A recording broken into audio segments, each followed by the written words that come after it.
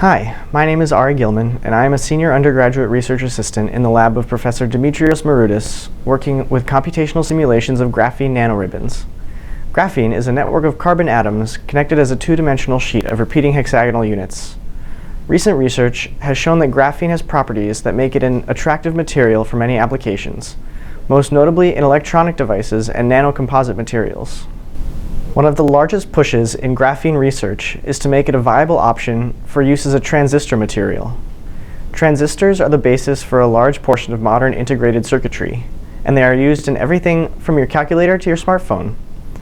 While pure crystalline graphene exhibits interesting properties from a theoretical point of view, the performance of graphene-based devices must be improved by tailoring slightly the properties of the graphene itself. One of the major tricks that has been developed for tuning the electrical conductivity of graphene specifically is the reduction of graphene's dimensionality. By reducing graphene from a two-dimensional sheet to a narrow, almost one-dimensional ribbon, a nano-ribbon as it's known, graphene can be transformed from an electronic conductor to an electronic semiconductor. This is extremely important because transistors must be made from semiconductors in order to create the gated electrical current system that allows computers to utilize binary logic. This altered electronic behavior of the graphene nanoribbon can be attributed to the defects or edges of the graphene. Because the edges just being close together has this incredible effect on the material, we have reason to believe that engineering other defects into the graphene would alter its properties in other ways that might make it even more attractive. Defect engineering could be a powerful tool to aid in the transition to graphene-based technology. But first, we must understand how structural changes occur in graphene so that methods can be designed for creating very specific defects. My work focuses on understanding the mechanisms by which structural changes take place at or near existing defects in graphene.